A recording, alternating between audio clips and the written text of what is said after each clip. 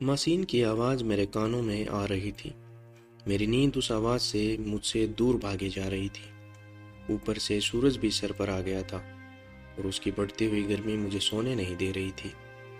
धीरे धीरे मेरी आंखें खुल रही थी। मैं उन आंखों से आसपास देख रही थी। मेरी माँ हमेशा की तरह कपड़ों की सिलाई मशीन पर बैठी हुई थी। ये सब इस घर में रोज का काम था।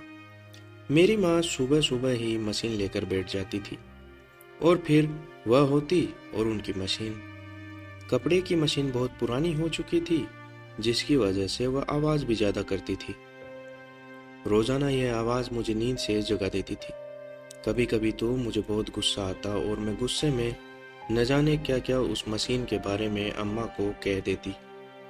यह सब सुनकर मेरी माँ मुझे इतनी बातें सुनाती कि कान के पर्दे फट जाते।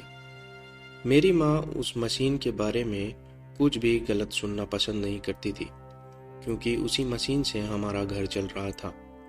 अगर यह न होती तो मांगने तक की नौबत आ जाती और किसी को भी पता नहीं चलता। हम बहुत गरीब थे और इसलिए हमारे रिश्तेदार भी हम लोगों से मिलना पसंद नहीं करते थे। बस मेरी माँ की एक बहन थी जो कभी कभी हमारे घर लेने घर आ जाया करती थी, और उनके भी पति को उनका हमारे घर आना अच्छा नहीं लगता था। इसलिए वह जब भी हमारे घर आती तो अपने पति को बिना खबर किए ही आती थी। मेरी यह मौसी मेरी माँ की छोटी बहन थी। वह मुझसे और मेरी माँ से बहुत प्यार करती थी, क्योंकि जब भी वह हमारे घर आती तो वह यही बात कहती थी। मेरे नाना नानी के मरने के बाद उन्हें मेरी माँ ने ही पाला था और उनकी शादी भी मेरी माँ ने ही करवाई थी। मेरी माँ को वह एक बहन से ज़्यादा अपनी माँ की तरह समझती थी। तभी तो मेरे पापा के मरने के बाद उन्होंने हमारे बाकी रिश्तेदारों की तरह हमसे मुंह नहीं मोड़ा और जैसा उनसे बनता वह हमारी मदद भी करती रहती थी। लेकिन मेरी माँ उनसे कोई भी मदद नहीं मांगती थी और वह खुद अपना काम करती। जो भी थोड़ा बहुत पैसा बनता उससे घर चलाती थी। इन पैसों से किसी तरह हमारा गुजारा हो ही जाता था और हमें किसी से मांगने की जरूरत नहीं पड़ती थी। जब मेरे पापा जिंदा थे तब हमारे हालात इतने बुरे नहीं थे। पापा जैसे तैसे करके कहीं से भी पैसे कमाकर ले आते थे और हमारे घर का खर्च चल जाता था। लेकिन फिर पापा को कैंसर हो गया, जिसने देखते ही देखते पापा को निगल लिया।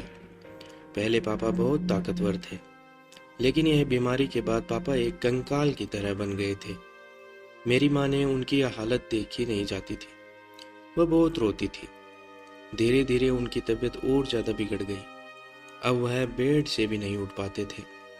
मैं और मेरी माँ उनकी ऐसी हालत देखकर चुपचाप आंसू बहाते रहते थे।